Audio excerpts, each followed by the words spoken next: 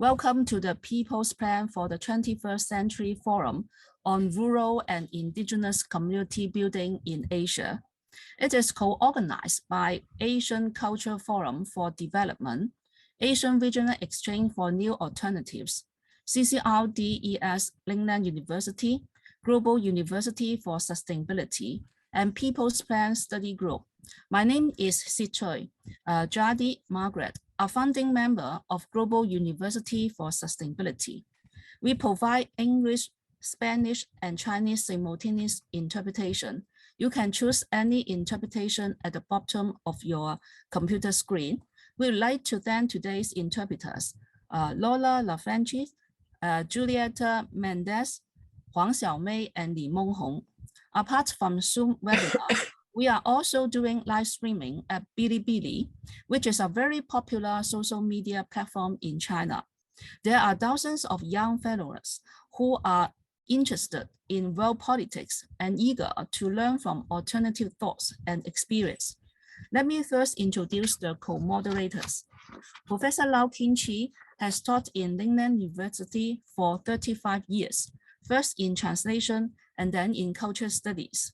She is currently coordinator of the Program on Cultures of Sustainability, Center for Culture Research and Development, Lingnan University. She is also director of the executive team and founding member of the Global University for Sustainability. She has been involved in the rural reconstruction movement in China for over 2 decades, and she is also board member of Peace Women across the globe. Mr. Boonthan Verawongse is a member of the ASEAN Watch Thailand, Thai Working Group for ASEAN Human Rights Mechanism and Campaign for Popular Democracy.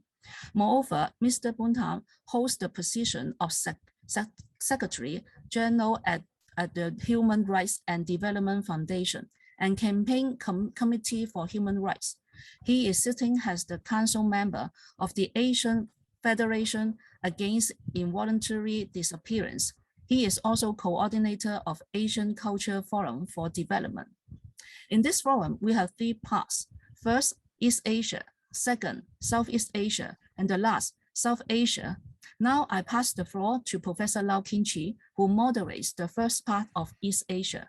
Thank you. Thank you, Jade. I would like to thank Jade for her hard work coordinating this PP21 forum to make it happen.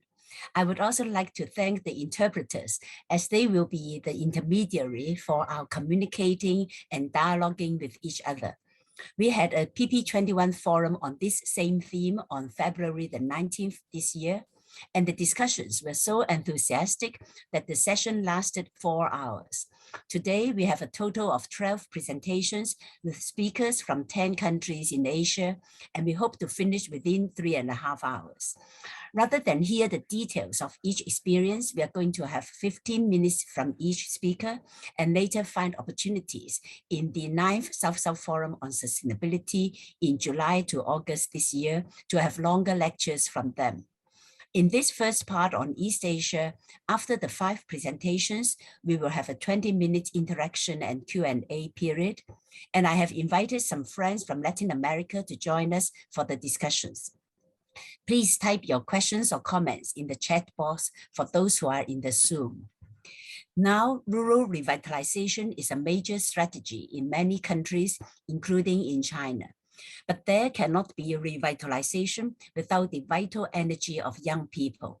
Today, we are going to hear from 2 speakers from Japan and 1 speaker from China, how they themselves have gone to the villages for farming. Today is the 4th day of Eid after 1 month of Ramadan. So Eid Mubarak to all our Muslim friends from Indonesia, Bangladesh, and Nepal. Today is also according to the 24 solar terms, which is such important reference for farmers, the beginning of summer. Today is also Children's Day in Japan. And we do not forget that today is anniversary of Karl Marx. So let us begin by inviting our first speaker, Ms. Hikita Mitsuko. Ms. Hikita Mitsuko was a full-time member of the Pacific Asia Resource Center, PARC, and also Ample Japan Asia Quarterly Review. Park will be celebrating its 50th year next year. Hikita-san joined the organizing process of the PP21 International Farmers Gathering in 1989. After the PP21 events, she got married with a farmer organizer in Yamagata Prefecture, who was one of the key people of the PP21 Farmers Gathering. Since then, Hikita has become a farmer and has been active in organizing local women, setting up small-scale food processing factory, and advocating natural resources protection in Yamagata. Her presentation title is Being Sustainable, Small-Scale Farming and Food Processing. So we will hear about her engagement in the farmers' movement in Japan since the 1990s. Over to you now, Hikita. I am Hikita Mitsuko. I'm a farmer in Yamagata Prefecture, Japan. Today, thank you very much, organizers, for giving me this opportunity to talk myself and my processing group, Noranokai, to you, along the images on PPT. This is the photo of my town, Shiratakawa. Now spring has come and long winter passed. And now I will talk, I live in Shirataka town, a small town in Yamagata Prefecture, which has a population only 12,000. And in spring, the place is so beautiful with cherry blossoms, but in winter, so much snow, 1 meter, 2 meters sometimes. And so the place is covered with snow for 4 months from December to March. And I moved here to Shirataka town 30 years ago, after 8 years working at park as a staff. And I became a farmer when I was 40 years old. Since then, I started processing work too. First, I explain my family farm. My family farm is a small-scale mixed farming. And this place, Shirataka town, is surrounded by mountains. So farming area is very small. So traditionally, this area, farmers has only short, small areas of farming. So they have to mix several activities together in farming. And traditionally, my husband family has been a farming family for generations. Sometimes they did cocoon raising along with rice growing and vegetable growing.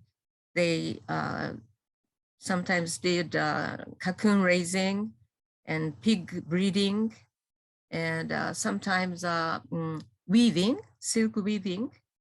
So together of those works, they maintain their family. And nowadays, my family did have a rice growing area, 3 hectares, and flour feeding poultry, about 500 chickens, and tomato growing in greenhouses, vegetable growing for home use. So 3 hectares of rice growing is the average of the Japanese farmers. And my family is also small scale, but there are some other friends, small scale farmers. So we got together in 2006 and organized Noranokai, farming and processing group together. And I should speak about the background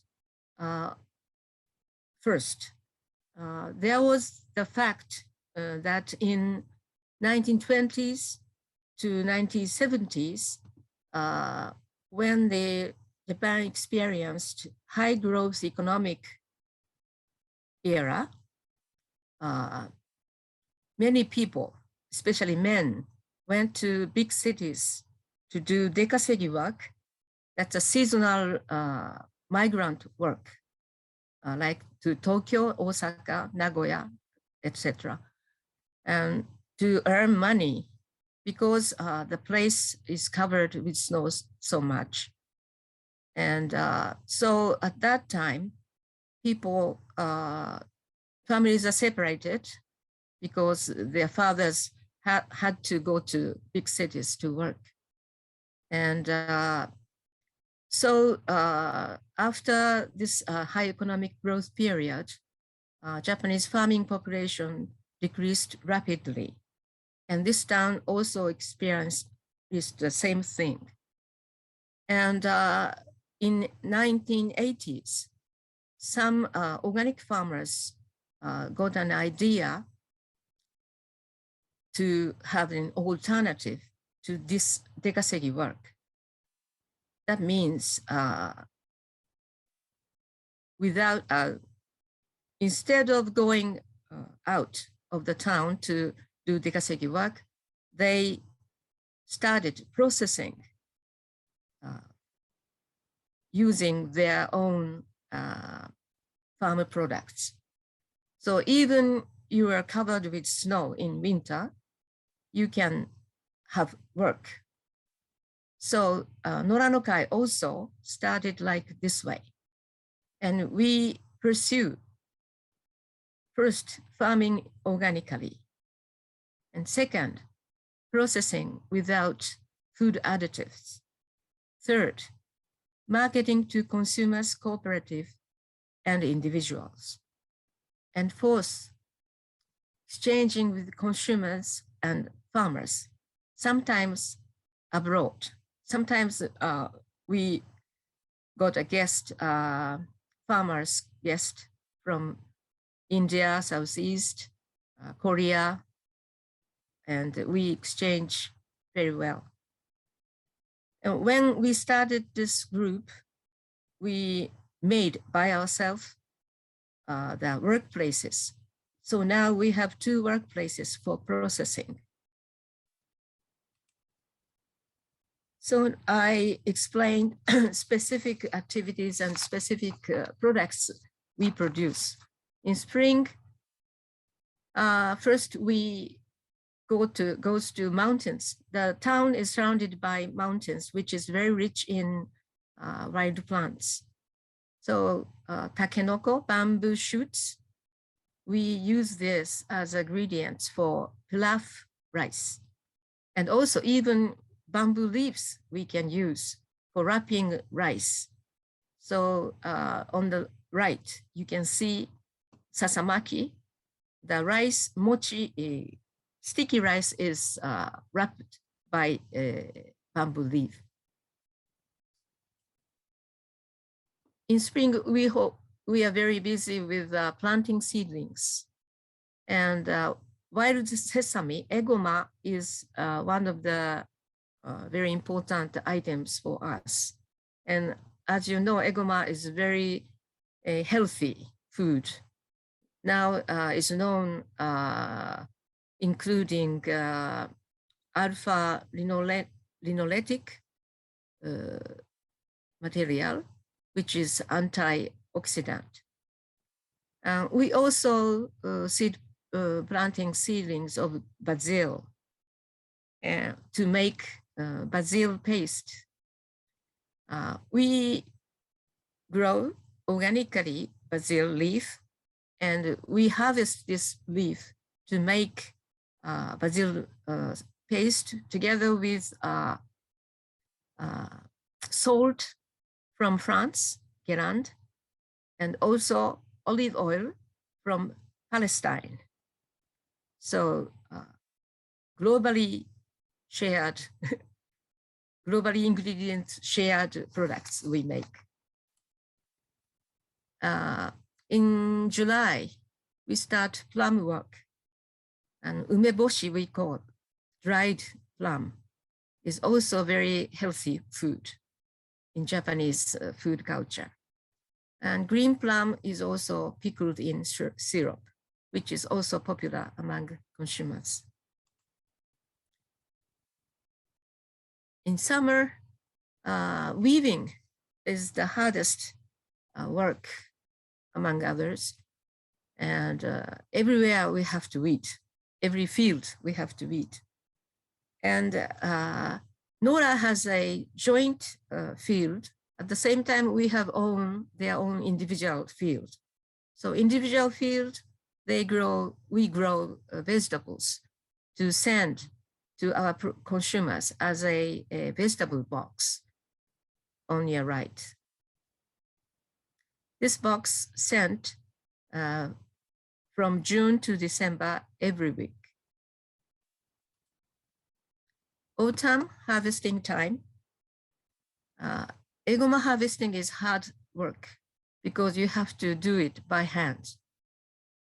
But the rice harvesting, now we can use a lot of machines. So much, much easier.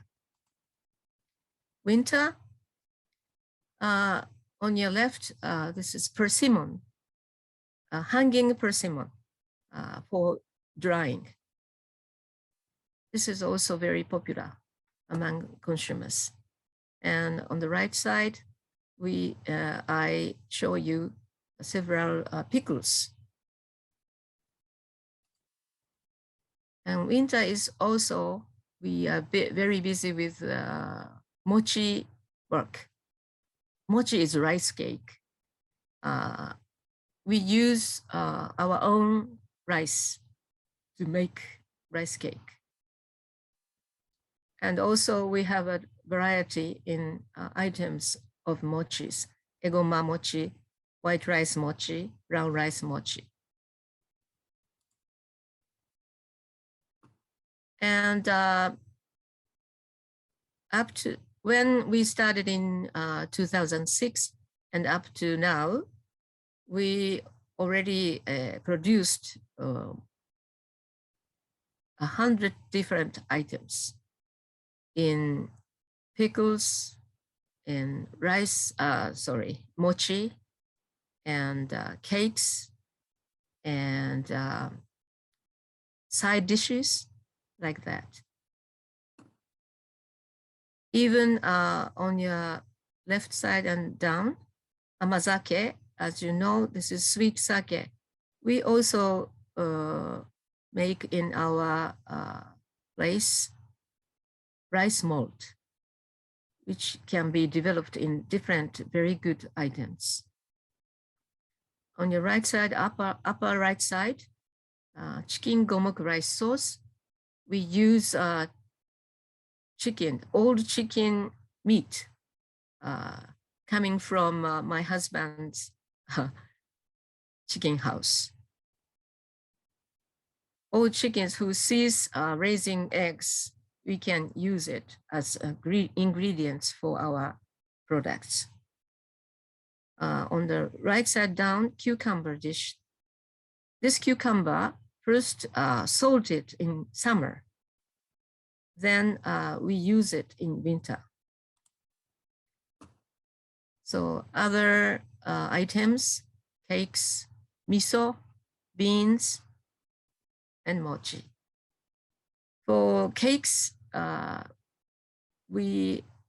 before we produced our own selves wheat, but now we buy our friends' farmers. And beans also chemical free made, and this is roasted, no salt. And miso is also very well sold.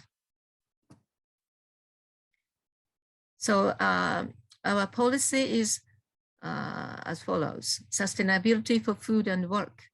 We produce our food organically and wastelessly. As I told you, we use our farm ingredients to the most. No waste. And we produce and manage our own work. So we started our work as an alternative work to dekasegi. We can produce our own work and manage by ourselves. So we decide what time we work, how many people needed for this work. So every once a month, we get together and we plan out our whole work. And diversity is the key to this sustainability. So we have diversity in farm products and at the same time processed product. In farming, we produce rice, sticky rice, beans, egoma, vegetables. And in processing, we create mochi, rice cake, pickled plum, miso, various kinds of pickles, cold products, jam, cakes, and etc. So in the last 15 years, we try and sometimes errored, and now 50 all the time, 50 different items we sell. And I didn't tell you so far about how to sell our products. Mainly, we sell our products to consumers cooperatives throughout Japan, more than 10 different consumers cooperatives. But also we sell these things to individuals who understands our product's value. As you know, in Japan, we have consumers cooperatives. They support farmers very much because they need safe food and we need to distribute them. So we have a very good relationship with those consumers cooperatives. They support us very well. So that's all from me. Thank you very much. Now I would like to invite Takeshi-san to speak. So Takeshi Shiratori is a founder, advocate for a new neologism, geosymbiosis, where the existing term is given a new meaning: the attitude, strive, state of harmonic coexistence of all living forms on Earth. And he is in continuous search for the base, tangible and intangible design, the geosymbiotic design. The very question, how can we innovatively design or redesign our world for geosymbiosis, brought him to investigate in all the inhibiting issues regardless of disciplines. He is an associate professor and hosts Geosymbiosis and Design Lab at Seisunan University, Faculty of Science and Engineering, Living and Environmental Design Department, Osaka, Japan. So we will be hearing two presentations from Takeshi-san. And the first one is challenges and findings for a new geosymbiotic fruit tree farming under the existing governance of agricultural land law and local farming customs in Japan. So over to you, Takeshi-san. So today I would like to speak about my personal experience as a newcomer, as a farmer, and also as a geosymbiotic farmer. Our farm is situated in central Japan, Nara Prefecture. I'm sorry. Okay. And it is in the Ikoma City, Takayama-cho, urbanization control areas. So they do not want to make this location a city. However, this site is about 20 to 30 minutes to Osaka, the major city center, which creates some other issues later, as I will explain. It is a rented farmland, and it is in the zone that's colored in yellow. And this is rented by a landlord who has a bigger farm, and he also cultivates above us. And as you can see, it is in a half residential, half well, remote residential and forest rice paddy area. And this site was fortunate because the farmer, the landlord's grandfather, cultivated to create these natural pond to collect waters for their rice paddies. Now they stopped doing rice, and they have rented us half of its farm site, which is about 25A, which is about 2,500 square meter almost. And the yellow zone is where the landlord is cultivating, and the red zone is where we decided not to plant any trees because it's next to the housings. But we have this bottom of the hill type of situation for our land. So challenges that we face as a geosymbiotic farming community in Ikoma City. Well, geosymbiotic farming is a farming with geosymbiosis, which is what has been explained earlier. It's the vision and attitude to strive for the harmonic coexistence of all living forms on Earth. So basically, the aim is using no pesticide, no harmful products for the environment and local creatures. And it is a challenge to seek realities of harmonic farming with local life forms. So how can we coexist with what other people will call it pests or wild animals? So we face two challenges. One, becoming a new farmer, but also becoming a geosymbiotic farmer. So two challenges to face. And first of all, we need to follow agricultural land law, which is a very clear-cut law that all farmers have to follow in our district. And we need approval from the local agricultural committee of selected local farmers. They take turns to become the committee members, and they check every step of becoming a farmer and operating as a farmer. And you must have 3 years of farming operation before certified, unless was once a registered farmer. So you need to do 3 years of plot farming, and it must be profitable to become a real farmer. And then once after 3 years after evaluation, you become a farmer by receiving approval. And one has to make oath dedicating working hours and providing farming operation plan, what to produce, where to sell, etc. And either lease or purchased, we need 20A, which is about 2,000 square meter farmland upfront to cultivate. So as a newcomer, not knowing anybody and to borrow these land, you need the support from the local community. And you need to have full effort to plow or cultivate all land obtained under usage.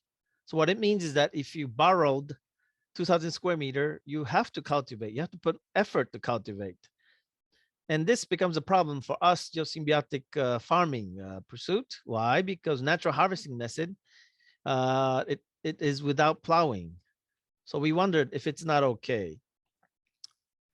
And further, more than 150 days per year of engagement is necessary. So how can one new farmer have income without harvest for the time taking? And especially for geosymbiotic farming, which is like having the insect chewing fruit trees, which might and which is actually taking longer to mature. And another clause, harmony with the locals, avoid division in agricultural land usage. So the problem we're facing now is that rice paddy lands are the primary use that we see in most areas near us. However, there are few plots that are not cultivated anymore. So we wanted to borrow this land. However, rice needs these clay layers, which keeps the water when they need it. So lemon trees or other fruit trees that has roots going down and penetrating is a problem. So we have to avoid making lemons in between the rice paddies. And on other, avoid interference of irrigation. So you have to think about water lines all the time. And I think this is true in many farmlands. However, for geosymbiotic farming, upstream water and downstream water is very much different. Why? Because fear of contaminants. Because the next clause, avoid affecting local farming method. Many farmers doing rice do use insect control, meaning pesticides. And what do we do when these interests collide? So these were the difficulties we faced as the newcomer and geosymbiotic farmer.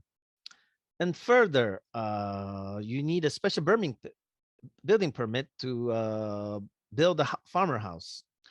So urbanization controlled area, we call it UCA for convenience, is an urbanization prohibited area, meaning they don't want to make a city. So special building permit is required. You have to be first a proven registered farmer. So as a newcomer, when you want to have a house near the farmland, it is very difficult unless you have 3 years of experience. And you could only build a farmer house, a farmer living house, I wrote. Why? Because you have to have this need that, look, we need a house close to the farm so we could continue our agricultural produce. So one must pass 2 laws, agricultural land law and architectural building law. They both have different institutions to check. And then once the house is made, it's strict use as farmer house. And that causes another problem for a newcomer. Why? Because the bank loans do not want to invest in farmer house, which only allows selling and purchasing by the farmers. And they know that resale is difficult, so we face this bank loan difficulty issues as a newcomer. And then when you want to actually buy the farmland itself, we first have to understand the local custom shaped by the agricultural land law, which is reservoir water rights managed, controlled by the district committee. So the amount of water equals the time lengths to fill the land surface area of your farmland. And you have to wait for your turn. So order of getting water depended on who is more upstream. So you have to wait for your turn, and then they give you the certain time lengths to get the water from the common reservoir water line. And then we need to join the water line or gutter cleaning day or charged with additional fee. So this is a very important customs to keep in harmony with the local farmers. And I think Hikita-san also mentioned weeding being the very hard labor. Keep your farmland weed-free is almost, it's a very important issue for farming in Japan. So as a geosymbiotic newcoming farmer, we face this problem when we want to buy a farmland. Number one, the persistent spirit of ancestral farmland is not for sale. They do not want to sell their ancestral farmland. So what happens is that only people who stop doing farming, who has a gradual change in the use and meaning of the land, meaning they stopped agricultural production, so now they're just looking into future investment. Their sons and daughters do not want to be a farmer anymore, so they wait for future investment as a real estate. So when they stop doing agricultural production, of course, they don't mind about the weeds anymore. And then they just want to keep the farmland until the price value rises. So sometimes they even wish that the UCA changes to urbanization area. They don't mind the farming land becoming a city. And some rents out for free or little rent. But that also causes another issue of business-oriented farming. So they just come and they overuse of herbicide, and then they just leave whenever they feel like. So the local customs are broken.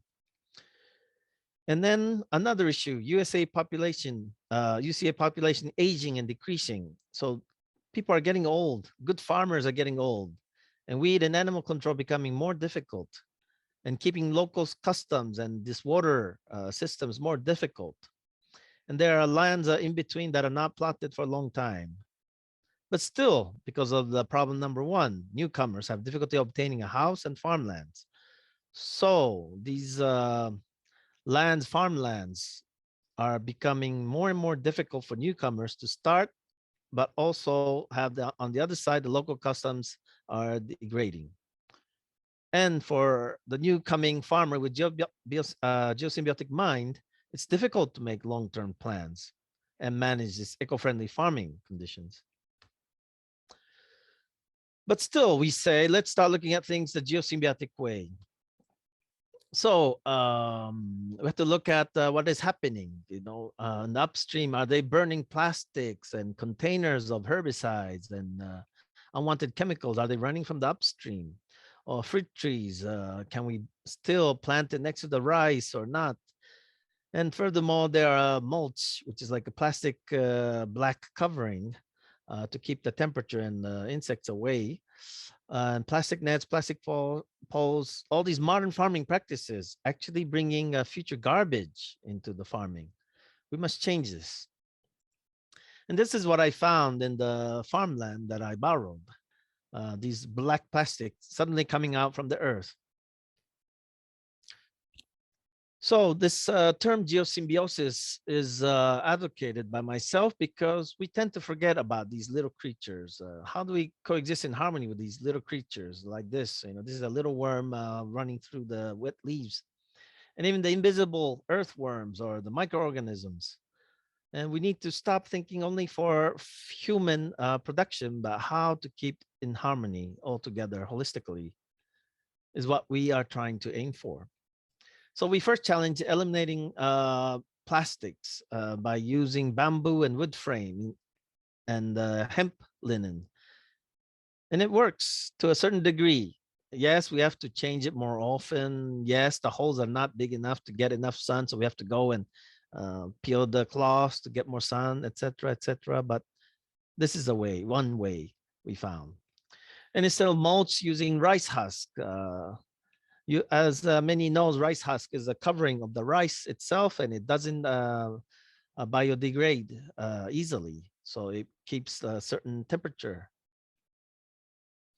And the old-fashioned technique using dried grass coverings. Some say different diseases are easily caused by these old methods, but I still hope in the microorganisms to work and still in the experimental stage of seeking them. And can we not coexist with the boars, the wild boars? The land that I borrowed is surrounded by forest, and it's almost impossible to stop the boars from coming in. So instead of putting the electrical fence, we chose bamboo fencing, only around our trees, only around our fruit trees. And what we found is that boars come and dig to find worms for food, and let them. And bamboo fence simply keeps boar away, and they dig around the tree. And they even walk around the pumpkin that we produced. So we understand that the boars have sensitivity in keeping these leaves alive for production. So let the boars live around our trees, and we start to establish some type of harmony and coexistence until one day, the owner of the farm felt the need to hunt the boars down. So he set the cage, and unfortunately 3 juvenile boars got caught, and they damaged the vegetables and water pool too much on his side. And hunter committee also exists to deal with the guns and traps and shootings. And the meat was distributed to local community, so it was not wasted. However, this was one of the saddest incidents we had in our farm, thinking about geosymbiosis. So local methods of wildlife and weed control, how should we do this? And on the right, you see the typical extensive weed cut surface. Almost the soil is apparent, and only few species of grass are seen, and biodiversity is obviously limited. So toxic herbicides are all over in many Asian countries. And if you are using glyphosate or Roundups or glyphosate, including herbicides, please be aware that it is harmful to humans. And there are reports saying so. Although it's commonly sold in my DIY store, if I use it in my area, of course, the lands near the residentials and the waters and sediments will be intoxicated. And then when we stopped cutting, we started to see more biodiversity of plants. And then we start to see that plants never seen before have seasonal cycles, and diverse insects also have seasonal cycles. So cutting the weed is a must for the common practice of farming. But what we started to do is do a selective cutting, which is very, very time-taking. But we avoid cutting flowers that are still blooming or until the cycle is over or the production of seed. We only do selective and minimum cutting. And then we started to see all these different shapes of leaves and things that we never seen before again. And then we realized that insects too, eventually they will leave my tomatoes alone. So we have to be patient until the cycle comes, and no need for pesticide. And when the tree is weak, we just give tree a break by putting the worm far away from this tree, for example. And then as a joke, me and my wife talks about this love hotel, which is actually chives, natural wild-grown chives. We used to cut a lot, so we never see these flowers bloom before. But now it has become a love hotel for certain bugs, and it's fine. Still, my biwa tree, the apricot, grows. Okay. So not just the bees, but all these pretty butterflies, moths, all kinds. They can be pollinators, and some do better than others, but still, we do not know all the contribution they're making to our environment. So why exterminate them? So conclusion, despite of all these difficulties, becoming a new farmer and geosymbiotic farmer, we advocate challenging pursuing the new and rich geosymbiotic farming. Thank you. Thank you very much. Actually, with all my organic farmer friends in Hong Kong, we also face this very headache problem of the wild boars. So we had a lot of discussions as to how to deal with this problem. So, so now we are going to hear from Takeshi-san, the second presentation, which is observation from a collaborative project, Geosymbiotic Workshop 2019, challenges facing the ethnic minority communities of the Agent Orange sprayed areas in central Vietnam. So over to you. This time I would like to talk about what I have found in our collaborative project process. Every year before the corona, I choose one location and choose their local issues that are inhibiting our coexistence.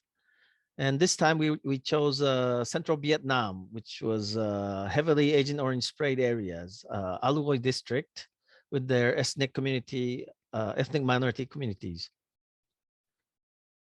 And every time we have a project, we design a logo, and this logo represents the concept behind our collaboration. And the theme is the ethnic minorities who live with the motherland, especially with the local natural resources and bamboo. They use a lot of bamboo for their cultural production.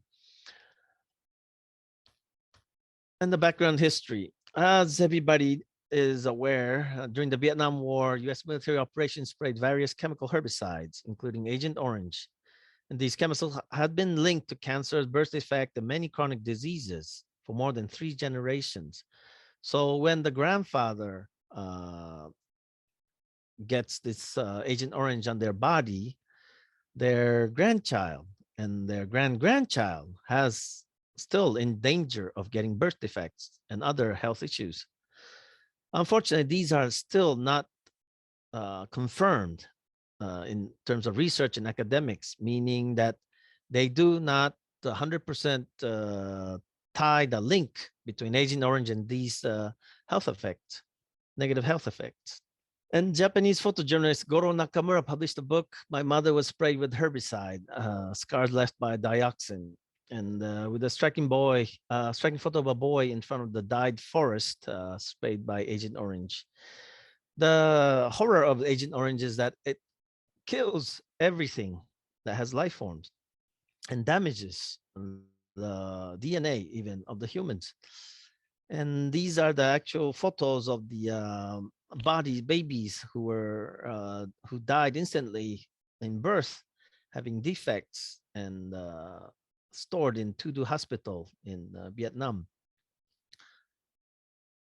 So what happened during the military spray operations? You can see in red how frequent these spraying were done and what location.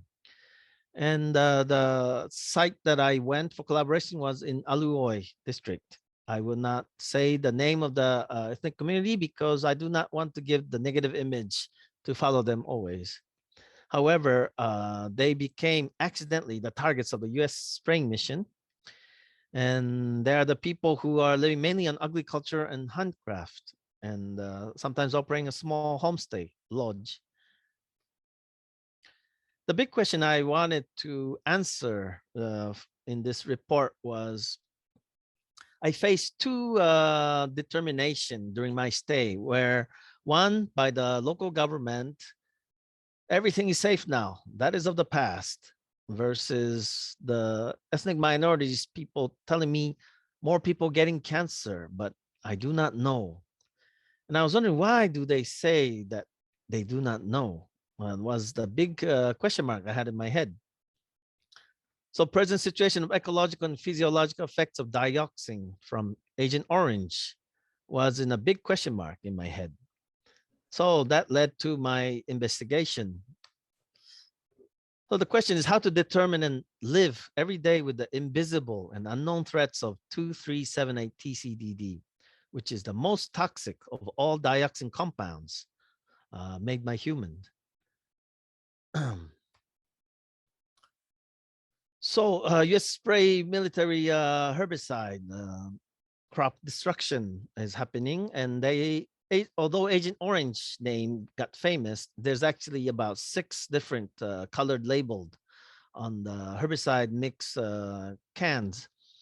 And the herbicide mixture actually wasn't the worst poison, but actually it's the byproduct of incinerating process of making this herbicide that produced this 2378 TCDD. And TCDD is colorless, insoluble to water, but soluble to most organic solvents, fat and oil, including the human fats. And the uncertainty remains, which makes analysis very difficult. So there are many, many unknowns, many variables in this production and also in the spray mission. Some amounts are missing in the military record, so they don't know where it went. Maybe it's dumped in the ocean. Who knows? So various harmful effects and levels among and within barrels exist. And Agent Blue, for example, contained arsenic. And earlier production of Agent Blue was very high in 2378 TCDD. So what happens when you do not know what is sprayed, what the level of toxic it was, and where it went? It all adds up to becoming unknown. People cannot link certain things to one another. And the term Dioxin Hot Spots started around the former US Air Force base in Vietnam. And there is where the herbicides were stored, loaded for aerial spraying, so that it used to spill some. There was some leftover in the can. And also they extensively sprayed around the military base perimeter so that there are no sudden surprise attack. And that is why US government and Vietnam government is prioritizing the soil remediation projects around the Air Force base. And they call it the Hatfield Dioxin Hot Spot series. So Hatfield Consultants name that the former US Air Force base is the highly contaminated spots. And they are the serious environmental and health risks. So in short, for Aluoy district, where I was been, former base areas are highly contaminated, but other areas sprayed during war are now close to background levels, so normal. And they should stand as the mirror the standard for all other locations in South Vietnam. So that was what the consultants are spreading in their reports. And I had doubts on that. So again, to look at these two opposite determinations, I went further to think, where did the dioxins go? In water, what is happening actually? It's not soluble to water. Groundwater contamination has not been a problem, they say. But in surface waters, dioxins are bound to organic and inorganic particles. What does that mean? It means that these particles can bind to fish and frogs and all these creatures, aquatic animal fats especially. And also there are reports that not just the Air Force Base, but places that are not classified as hotspots are also significantly affected by AO. So how do we conceive this? And some even says it can contaminate groundwater. Particles in soils contaminated with dioxin can occasionally result in contamination of groundwater. So what happens?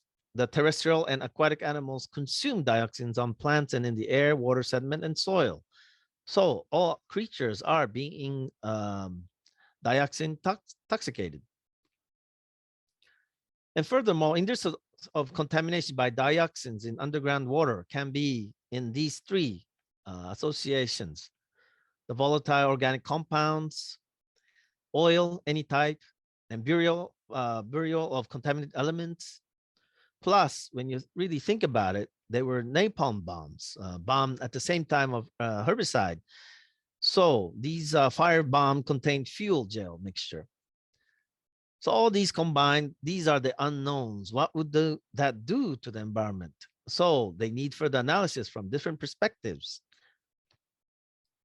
And we look at the soil now. Soil, non-volatile, non-soluble to water, but absorbs tightly on soil particles. And chemical half-life, actually around top 0.1 centimeter, the superficial soils, 9 to 12 years. Deeper soils, 25 to 100 years. And sediments, X 100 years. So until these chemical half-life comes in the sediment, it takes several hundred years, which hasn't passed yet. And contaminated soils, what happened? What it means to the people who are feeding off the local food source. These these food source comes in contaminated to humans by food chain. And there are many, many reports saying different things. And there are some saying especially high TCDD levels measured in some fish fat, duck, and chicken fat, and even eggs. This is actual site in Aso village near Aso Air Base. And you can see this is how people are living. We're living in 2019. And these have not been, there are no remediation projects going on. So how can we make all these locations remediated? And is hotspot series enough? And when I interviewed one of the person there, they told me that for a long time, nobody came to do any research. And one day, foreign researcher came, but no results were told. And then suddenly they had the full citizens check around the area. And then they were told that please do not eat intestines of fats of animals and fishes.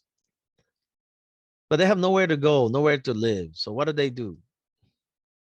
Safe or not safe? And what about bioaccumulation? So I think time is running out. So I just go through quickly that when you search into these chemical half-life inside the body and how fat soluble dioxin can exit a mother's body but goes into the baby as highly concentrated dioxin. And there's still reports saying that there have not been validated the negative effects of these dioxins to humans. And what is going on? There are contradictions.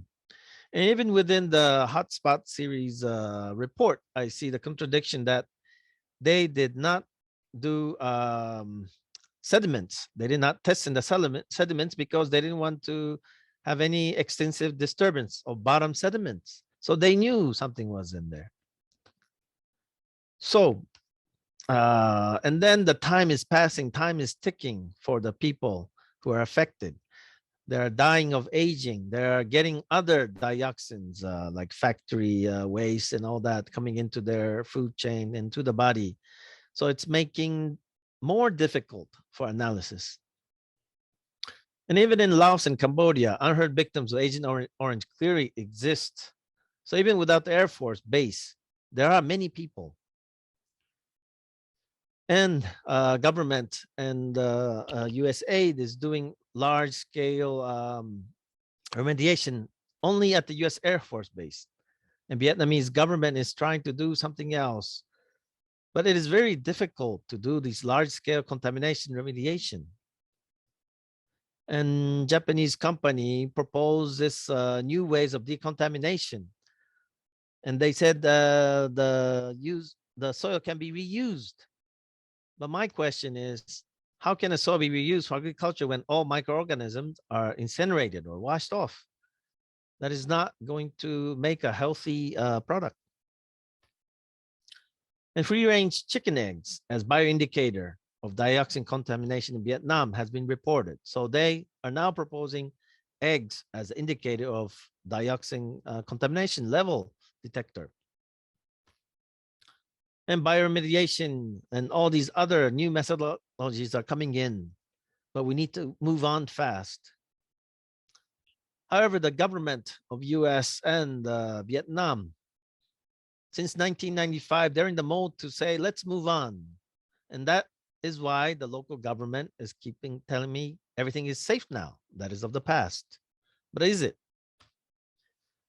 And this former Japanese high school teacher went around for several years to collect a photograph as a photojournalist and interviews thousands of survivors. These people do not live near the base necessarily.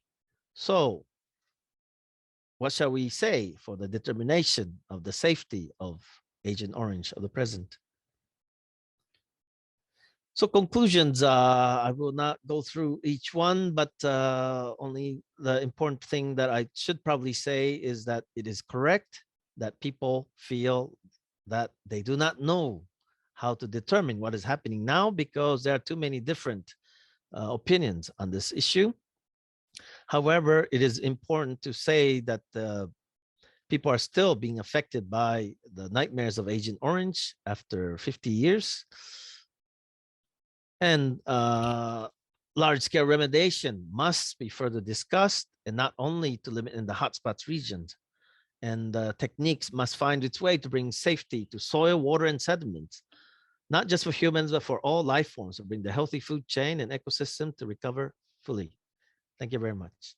Thank you so very much, Takeshi-san.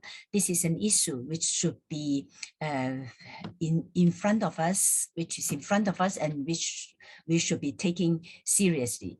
And often after the war, people think that this is over. Yes. So maybe we will come back to you later or during the discussion period. So now I would like to move on to our third speaker from China. So we are now inviting Mr. Liang Shaoxiong to speak. He is co-founder of Puhan New Youth Commune and director of Shanxi Bright Charity Development Center. During his students' days, he founded the Students Supporting Rural Society group of Shanxi Agricultural University in China. He joined the Liang Shumin Rural Reconstruction Center and coordinates the youth training program, as well as organizes the National Conference on the Youth Return to Home Village. So now his topic is on the making of a youth commune in central China. So please tune to either English or Spanish for the interpretation. Mr. Liang will speak in Putonghua. 谢谢这个建之老师。 Thank you, Professor Lau. Good evening, everyone.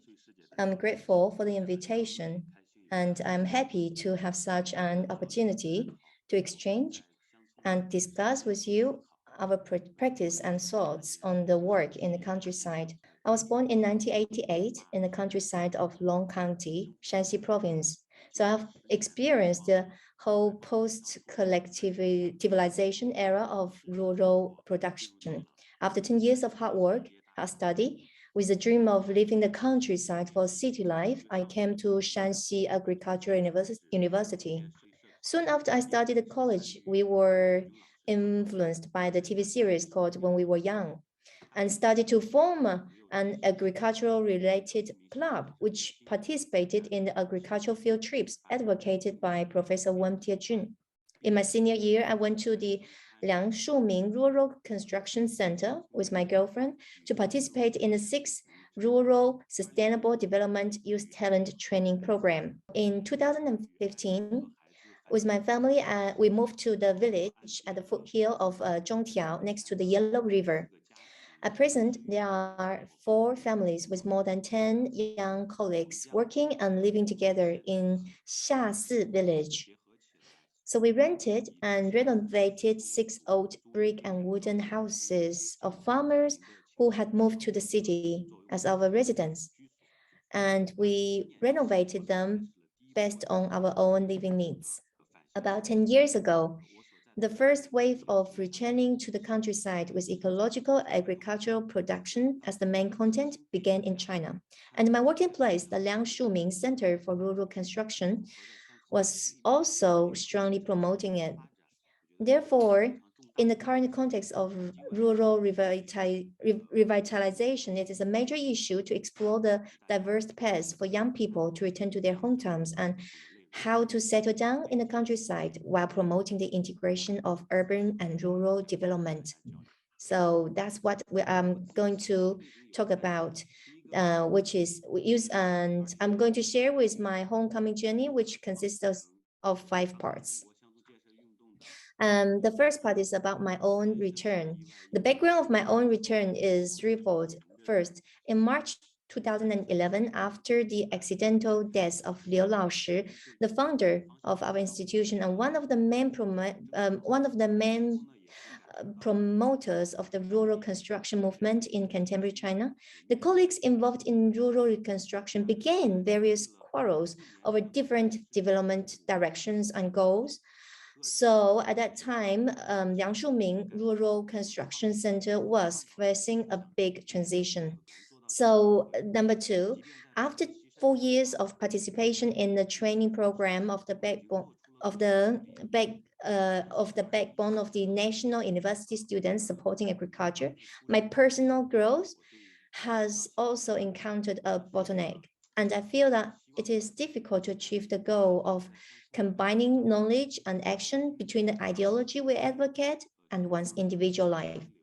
Even though we have made various efforts in the new youth commune at the foot of Beijing's Xishan. And also, thirdly, the birth of my son in May 2014 made me long to return to rural life, and I look forward to accompanying my child to grow up in the countryside. Besides, I myself don't have any special attachment to Beijing. Therefore, I choose to return to the countryside, but we were facing many unknowns at the same time. So different from many comrades who return to their own hometowns, I have 3 different external supports. First, we chose a village that was not my hometown, but a village in the service area of Puhan Cooperative Society, which has 17 years of experience in comprehensive farmers cooperative organization and was at its peak of development, which solved many difficulties for us at the very beginning. Secondly, we brought along the youth program for sustainable rural development, which had been implemented for 10 years. We hope young people could learn from the mature farmers cooperatives to achieve the unity of knowledge and practice, which also solved the financial problem of our initial development. Certainly, my family was the pioneer, but it was the collective will of the Liang Center Youth Development Team at that time to return home. I received the support of all of them, and to this day, the core members of team are still living in our village. There are 2 photos. So One is the group photo of the 7th session of the talent program, and there are 71 young people have participated in the project in the past 7 years, and implementation ideas of this project have been adjusted according to the changes of the external environment in the first 10 years. Thus, it is well known as the Wangpo Military Academy on the front line of supporting agriculture. We have been imitated but never been surpassed. In December 2019, we published Notes on Rural Construction, which records the life growth of the talent program participants. Since last year, we have completely let go of our dependence on external resources and started to explore a different way of education. We have made 4 transformations. One, from responsibility-driven to internal motivation to intrinsic motivation. We know from past experience that because of their social background, in trainees have a strong sense of social responsibility and collectivism, but the exploration of internal motivation is missing. Secondly, regarding to learning mode, from one-way teaching and learning to learn co-creation. There is not a completely fixed and definite learning curriculum system. Instead, the participants will create a learning process with classmates and support each other in the process. Thirdly, from relying on external resources to being rooted in villages, truly discovering the resources of villages and transforming them into learning materials. Number 4, from grand ideas to village lives, re-experiencing and discovering the cultural value of the countryside life, and exploring concrete actions for sustainable development. We also organize the elderly in the villages to learn basic traditional Chinese medicine health knowledge and perform health body exercises. We also organize Mid-Autumn festival parties, etc. And also the children to learn the craft of paper cutting, organize the children to carry out environmental hygiene campaign and garbage sorting activities. This is organizing the village women to learn how to make healthy snacks through baking workshops, while others can learn traditional food making from the locals.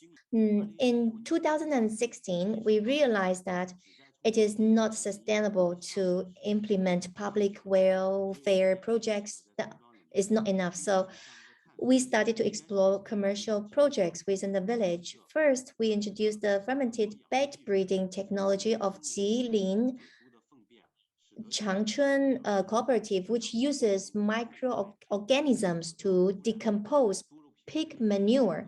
The breeding process is odorless and pollution-free. And also the pork quality at the same time is improved. So it is well received in the market. But we insisted that we must cultivate the local indigenous microorganisms instead of buying streams online. In 2017, with the slogan accompanying farmers to transform through recording and sharing, we started to sell local health food. Our farm's location is in the golden area of the Yellow River with an average land area of 15 acres per household, mainly fruit trees, and the fruit is available 10 to 15 days earlier than other areas in the north. Most of what we sold at the beginning was naturally ripened, commonly grown fruits, but now they are all organic products in cooperation with farmers. This process also has many challenges and is interesting. We insist that we must take farmers as the main body of production, and we do the part that we are good at. For example, the current aim of our cooperation is to create a rural organic food supply system. We work with farmers to produce high-quality organic food. Sales are mainly done by urban sales platforms and eco farms. We do not consider the farmers as we do not consider these platforms as intermediaries, but trustworthy partners who work hard to educate the consumers. In the future, we will not only sell agricultural products, but also eco experience. But of course, in order to start on that phase, hopefully the pandemic will end soon. This is the first farming couple that we work we worked with on organic production, organic farming. Next, we would like to introduce our life in the village, especially on education and medical care, which we are most concerned about. We believe that if we break the current scientific view on base of technology and return to the holistic scientific view of man is an integral part of nature, yearning from the nature to reach harmony, then the village have a natural born advantages in running education and medical care. For example, we worked with village women 3 years ago on how to educate the young kids aged 0 to 3 years old to eat, dress, etc. Unfortunately, this project is currently suspended, but we have accumulated very grounding experiences, and we are planning to restart it in the future when we have better conditions. In 2015, Puhan commune started a pilot project of 3-parent education to explore the preschool education on kids of 3 to 6 years old. In September 2020, our team took over the program. Currently, we do not have a full-time teacher, so 5 families take turns to accompany 6 children 1 day a week, like such as tomorrow is my turn, is our family's turn. So the house became a gathering place for children to play. And in 2017, we started to study the traditional Chinese medicine with a returning partner from a nearby village. So we combined the traditional Chinese medicine and ecological agriculture with many innovative ideas and practice. Since we returned to the countryside, we realized that we were the most direct beneficiaries of the rural reconstruction. We free ourselves from the money and consumption-oriented culture and open up to all kinds of interesting and meaningful explorations. Since our return, there are more than 300 university students coming to our village for short-term training and study, more than 100 experts and scholars for field trips. Among them, there are more than 20 friends from abroad. This photo was taken in 2019 when Hernan from Venezuela came to visit us. Next, I would like to introduce our rural construction collaborative network of Shanxi province, which we have been building since 2019. In September of that year, we held a nationwide return youth exchange meeting in our village and invited 12 partners from 6 villages all over China to share their return journey. At that time, we proposed that we should return to our hometown to settle down, but not just focus on the livelihood. In October 2020, we held the first return youth exchange meeting of Shanxi province, and in December 2020, we established the Shanxi province Jintu Cultivation Social Ecological Agriculture Production and Marketing Cooperative, looking to unite ecological farmers at the business level. We currently have 42 partners in cooperatives, including village cooperatives, family farms, agricultural enterprises, sales, etc. This is the group photo of our farm visit, and this is a group photo of the first annual meeting of our cooperatives. This is the photo of the July 2021 when we held the first Social Ecological Agriculture Development Forum in Shanxi province. Through this meeting, we connect with almost all the ecological farmers in Shanxi province and also build our own discourse and influence. At that time, we also issued a declaration. This was our visit to the old revolutionary area of Xin County, Shanxi province last September, where the National Association for Friendship with Foreign Countries is helping its counterpart village to conduct village-level rural revitalization planning research. The above is the process of a return to the village, both in the village and also in the province. We insist on both social welfare and social enterprises, equally important, and put the creation of life and the growth of individual life in the first place. Next are some simple reflections that we have formed. We believe that returning to the village is to bring the values you believe in into life. It's a process of constant creation with no end. Since the government proposed the new rural construction in 2005, more than 10 years of development have made the roads, logistics, and networks of the countryside undergo radical changes. The report of the 19th National Congress in 2017 proposed the implementation of the rural revitalization strategy as a major initiative in the context of coping with the challenges of globalization and adapting to the domestic trend of reverse urbanization. And with the escalating competition between China and the US, the country initiated on building a double circulation. The rural revitalization has thus become a ballast for the country's sustainable and stable development. So we believe that the revitalization of the countryside is that of a sustainable way of life in countryside and a mechanism and path of free flow between the city and the countryside in both directions. It is necessary to return to the bottom of life and rethink the value of individual life and the relationship between work and life to create an organization and an ecological development system in the countryside and to integrate the two. So the process of returning to the village is a process of self-liberation and the pursuit of individual life value. We need to achieve the unity of the historical mission and self-realization.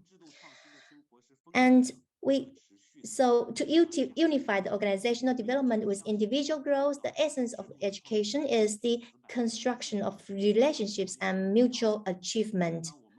So we need to unify institutional innovation with the urban and the rural life, as life without institutional innovation is scattered, unsustainable, and lacking in value and meaning. Without the creation of urban and rural life, institutional innovation is also rigid. So we are also full of aspirations for the future, full of hope, because on the new media platform, we see a huge number of young people who want to join the rural revitalization movement. They live in the city with reflections on the capital and are curious and eager to join in the movement, but they are also full of questions and confusion. So we hope to connect the frontline partners and build a richer and more diversified platform for the growth of young people. And at the same time, we can gradually produce localized knowledge, action, research, and thought innovation, so that those who take action can have a guideline and those who think can be nourished by their actions.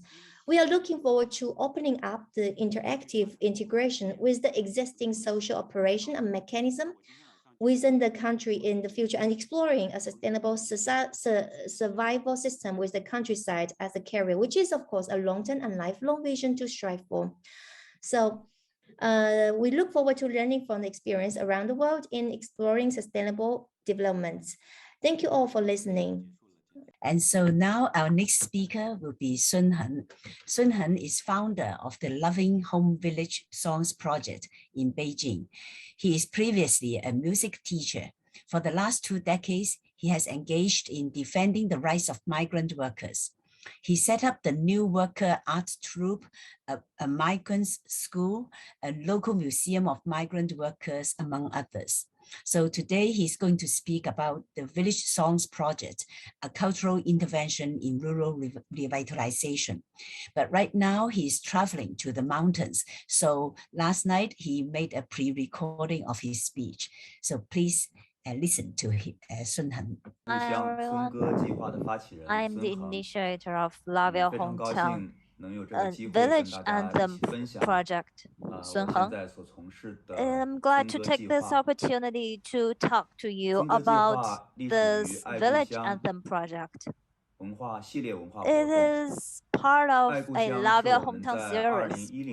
This culture series was launched back in 2010, where the focus is on the development of rural areas in China.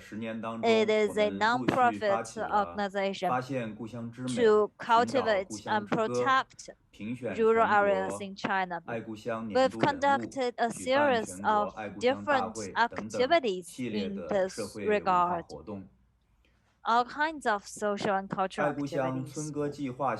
This village anthem project was initiated by me in 2018.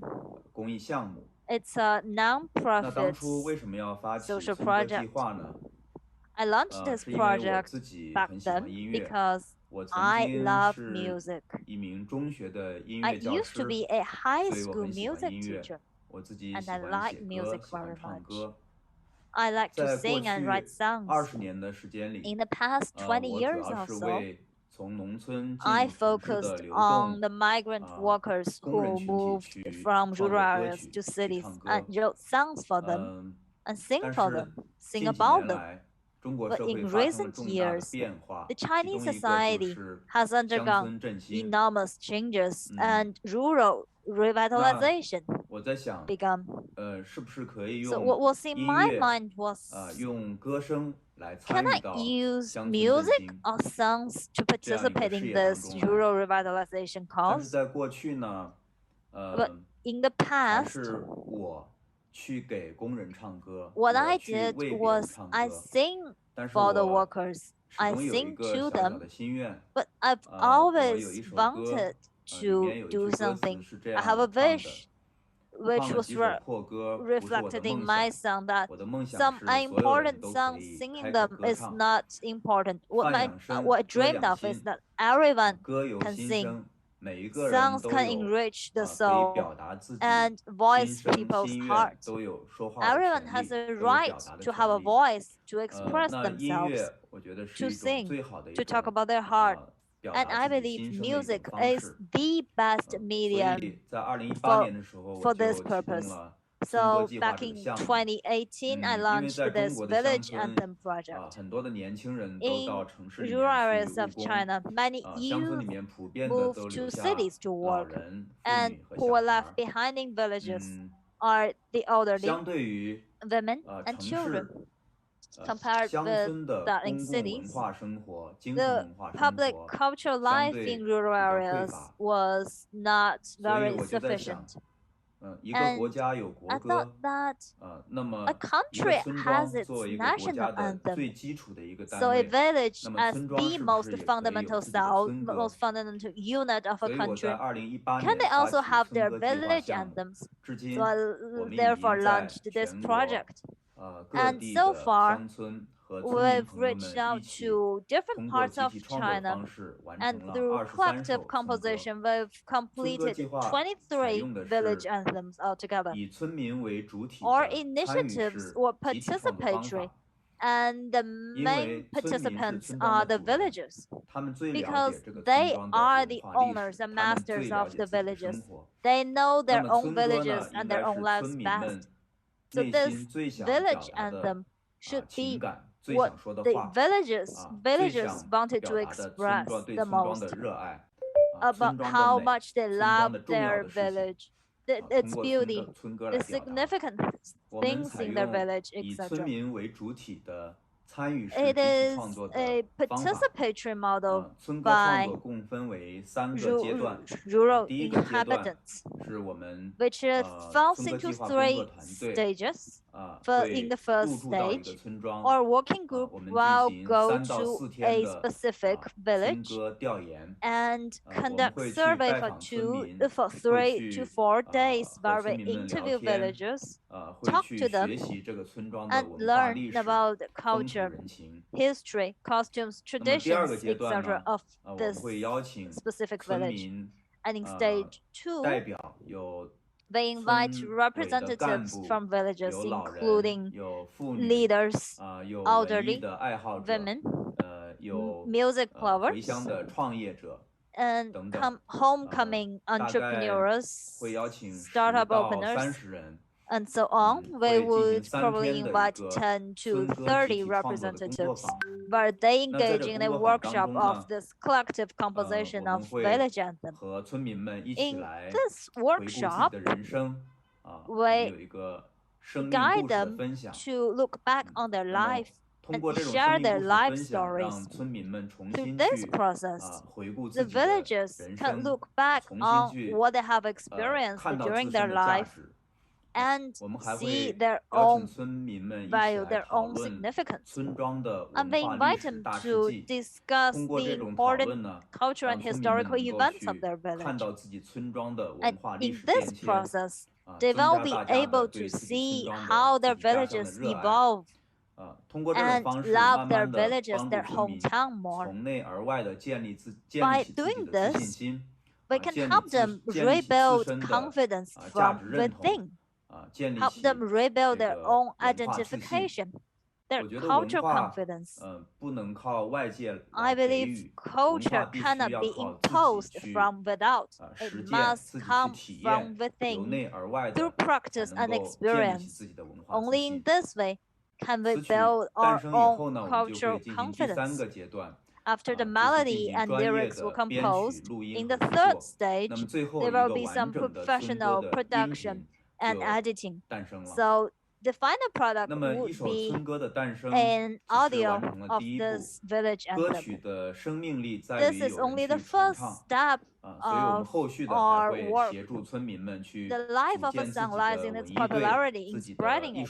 So later we help them establish their music groups and spread the song and teach people to sing it. A song is always composed of its lyrics and its melody, and the lyrics mostly come from contribution from the villagers. They discuss, they exchange, they tell stories, and contribute a good number of lines. We also take part in this process. We observe, we take notes, and some of our observations will be part of the lyrics, maybe part of the lyrics. But the villagers have the final say as to which part of the lines go, which part stay in the final version. And the melody, on the other hand, will always try its best to rely on the local folk music, all different types of local folk music, by both inheriting and innovating. Because a village anthem's major target audience are the modern villagers. So it involves both inheritance and innovation. In each village, we learn from the villagers, their culture, their history, and especially their local folk music. For example, recently in Chongqing, which is in southwest China, in a Miao village, Wenfeng village, we've just completed a village anthem, and many of the elderly there were still capable of the local folk way of singing. And during the work, when they work in the field, they have a kind of slogan that they shout during the time they work in the field. And this kind of slogan was known and popular among all the villagers there. So we also make this kind of labor slogan in the village anthem. And we can see that when the song reached this part, 80-year-olds as well as 5-year-olds can participate equally together. So this kind of anthem is also a way to mobilize villagers to participate, to compose.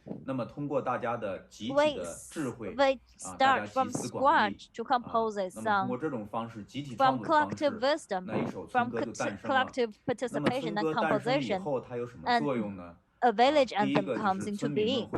It works in the following ways. Number one, the villagers will sing them, continue to sing them and popularize them, which is where its life lies, and our only one standard for assessing whether this song is successful is to see whether the villagers like the song and like to sing and learn the song.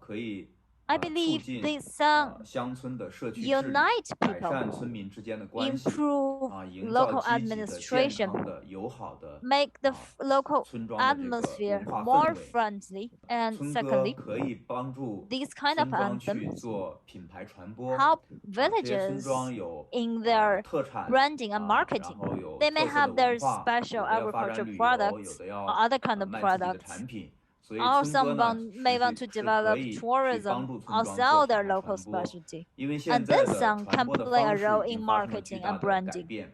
Currently, branding and marketing are undergoing significant massive changes. In the past, we rely on traditional media such as television and newspaper.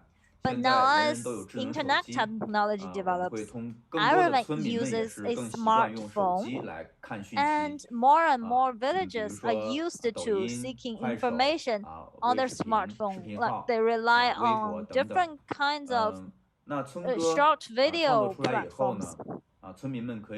After this song, this village anthem came into being, they can use this song to make short videos and try to brand and market their local specialties, or make some music video to publicize their village as a whole. For example, our newly completed Wenfeng village anthem,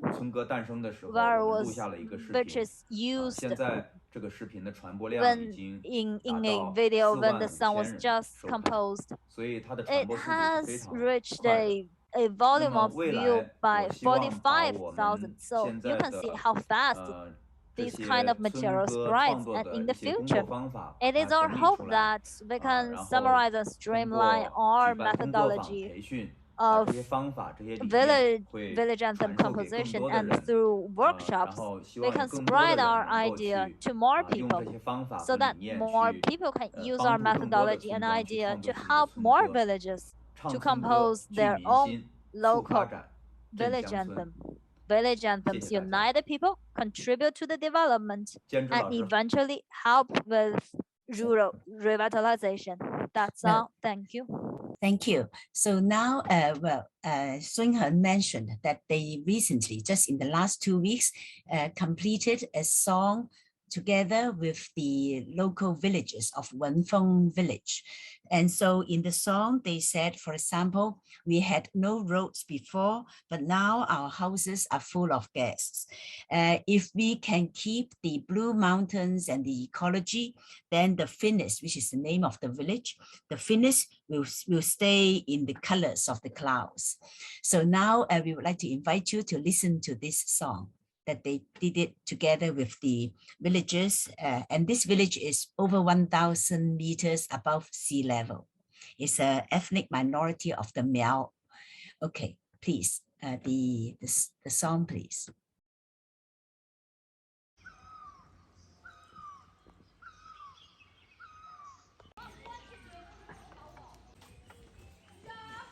Hey, go! Hey ho! Hey ho! Hey ho! Hey ho! Hey ho! Hey ho! Hey ho! Hey ho! Hey ho!哟吼！嘿吼！指望长的嘿吼！枪快铁个嘿吼！主人托起嘿吼！做事业个嘿吼！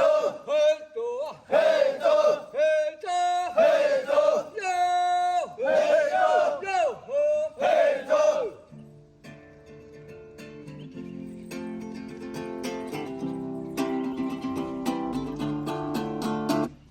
存在五谷连天，酸甜苦辣都尝遍。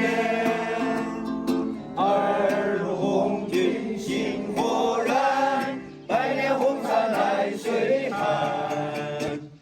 泽南闯北反土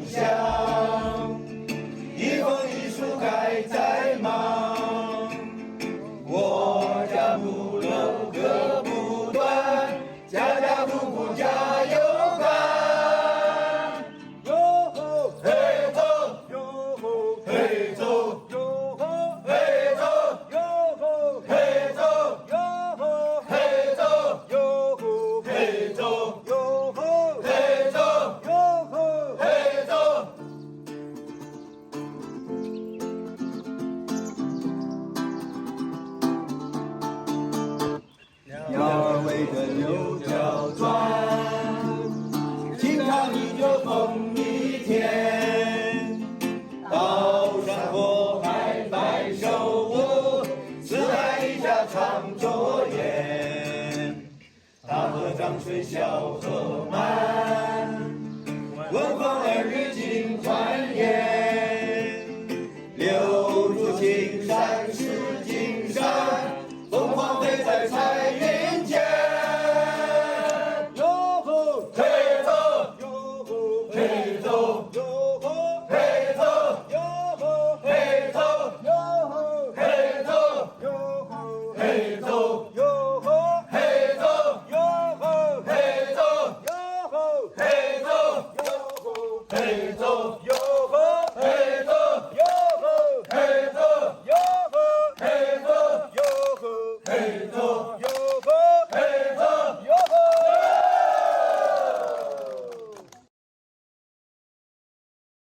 So I hope you like the song. We will be playing another song by Sun Heng at the end of this forum, which is the song of the earthworm. So now we go to the session of Q&A for the East Asia part. I would like to invite Hernan Vargas to speak. Hernan, I think some of the audience in China will be very familiar with his face because he was the co-moderator for the South-South Dialogue lecture series on Venezuela in Struggles, where we had about 20 lectures. And he previously had visited the New Youth Commune. And currently, Hernan Vargas is Vice Minister for Communal Economies in Venezuela. So thank you. Hernan, it's over to you. You have 3 minutes. Thank you, Inchi. Really nice to see you again. The opportunity to exchange with these experiences that we had and the wonderful sun too. It's really important that you share it with us. Good evening from here, from Latin America. Good morning here. Good evening for you. I want to thank Hikita Mitsuko and Takeshi Shiratori, and also Liang, Shaoxiong, and Heng for their wonderful presentations. From those presentations, I would like to mention three things that I think that are related to these experiences. The first one is that in our experience here in Venezuela, the democracy issue has been an important thing in order to connect with both rural and urban communities. Since the beginning, in 1999, when we started the process of building a new constitution, a new political constitution for the Republic, for the Bolivarian Republic, it started with the recognition of different kind of rights, collective rights that before weren't rights. Like, for example, the access to the water, the access to education, the access to the rights to the culture, the sports, the health and the food. So I think that maybe one of the main characteristics of Venezuelan process is the radical democracy as a component in order to achieve those rights, because the communal organization has been the root for this achievement. For example, you start with the process of organization of different communities in order to achieve these rights. But then it starts a process of building different kind of community organizations articulated together. In 2006, Commander Hugo Chavez proposed the construction of communal councils as the first government self-governance cells in the communities, where all this diversity of community organization converge in order to build some lines for governance. And then in around 2010, he proposed the building of communes. The communes as a higher state of articulation of all these different kind of organizations. Today, we have in Venezuela 47,000 communal councils and also 4,200 communes. In our experiences, that has also political initiative, but also technical difficulties.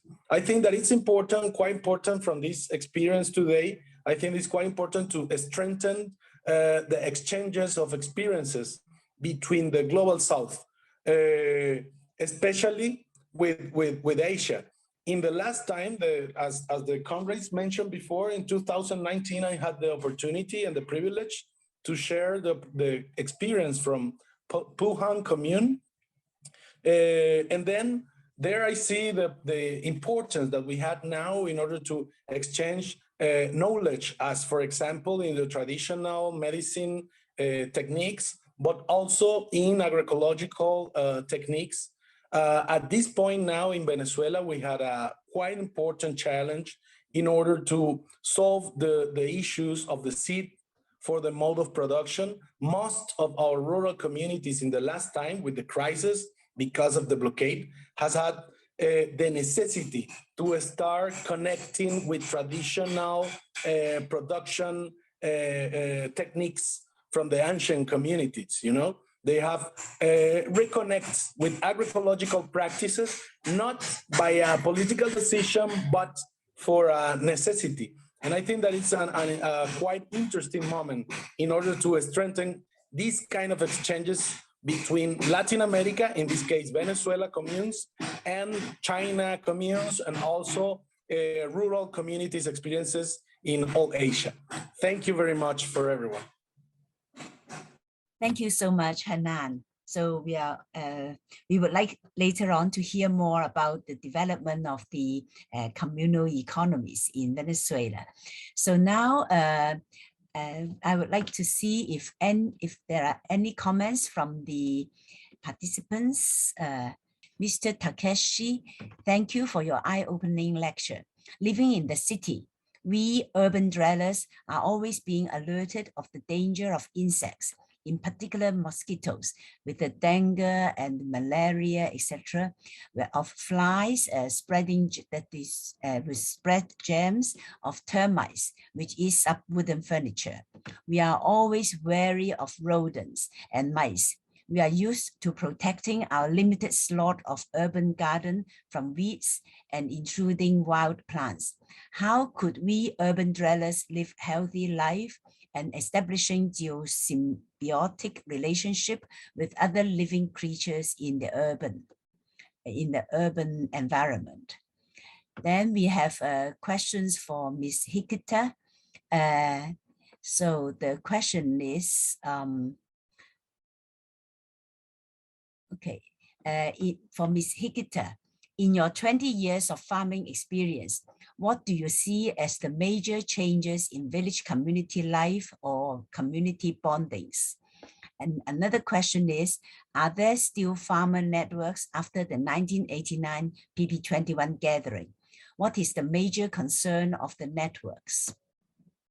There's another question for Mr. Takeshi. Thank you for alerting us to the continuous impact of Agent Orange in Vietnam. Is this issue seriously taken up by the government, NGOs, or farmers groups?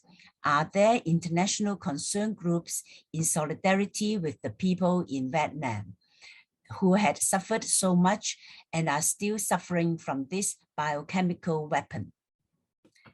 So we also have some questions from Takeshi-san and also Hikita-san, you could be responding to these questions soon. And so there's another question from Paul Lim. Is there any experience of alternative economic system in these organic farming cooperatives, etc.? Just to share a Belgian experience where organic farmers come together in cooperatives, consumer cooperatives and restaurants, etc., the households, etc., to barter exchange alternative means of exchange and alternative money? The major changes in our community in last 20 years is radical population decreasing. And my town, now the population is 12,000, but 20 years ago, 17,000. And most characteristic is that children, the birth rate declining rapidly. So few and few children you can see around you. So recently, there are two junior high schools in my town, but 3 or 4 years ago, it is combined only one. Now we have only one junior high school. And as a farmer, I feel, of course, the population, farming population is decreasing rapidly. And so the people who are coming inside, coming to become a new farmer, is that the number of those people is not growing. So now because of the coronavirus effects, so throughout Japan, people say we should live into the countryside, but I cannot see any effect after this. And the other question is that the major concern in the movement is that in the past 20 years, for example, the government abolished a main crop seed law. And we organized many rallies to be against that. But the government already did abolish it. But at the prefectural level, we succeeded in making the prefectural level law to be alternative to the main crop seed law. So Yamagata Prefecture succeeded in making that law. So for myself, it's good. But the other thing is that political concern is growing because right-wing forces are increasing in Japan.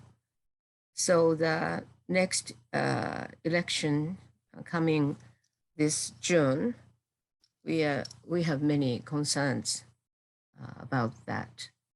Thank you. Takeshi-san, could you briefly respond? I think the very important thing is to change the notion of urban living only for humans to be changed to living with all other life forms. When you start doing that, even to the smallest level, you start to realize what is not working or what is not bringing the harmonic coexistence. So, for example, lighting. If you start lighting your building wall 24 hours, there are certain insects and plants that are affected. So just turn it off. Then simple things like these adds up to bringing the consciousness and the way to look at the situation around you to become more geosymbiotic. And I wrote the example of if you were to create a pond in your small garden in the urban dwellings where people are packed, making a pond so that the birds can drink water is a eco-minded action. But for geosymbiotic design, we try to take it further. So the material you use needs to go back to earth within certain years, and also make a slope sloped pond so that even the smallest creature won't drown in the pond. So these sensitivities adds up to be able to recognize what is not going well or what is the prohibitor of geosymbiosis. So again, it's a long-term try and error efforts that counts. Urban or rural, the same. Thank you. Thank you. There's also one more question for Shaoxiong. That is, so we hope to do this quickly. So is there any bartering exchange in your cooperative? And could you say something more about how you are working with the traditional Chinese medicine? For the moment, we don't have many this kind of bartering practice. But in the case of the clothes for the kids, there's some kind of exchange, but it's not in a big scale. In the case of the traditional Chinese medicine, so first of all, it's a change of your mental. You have to be able to exchange your ideas through reading, through your ideas exchanging. So be able to, for example, make your life change a little bit change according to the change of transition of season, transition of time. It's a learning process. It's not a medical problem. It's more like a question of how do you perceive your relation with the nature. So the rest of the most technical problem or more technical level actually is more like in the future. That's all of my answer. Thank you.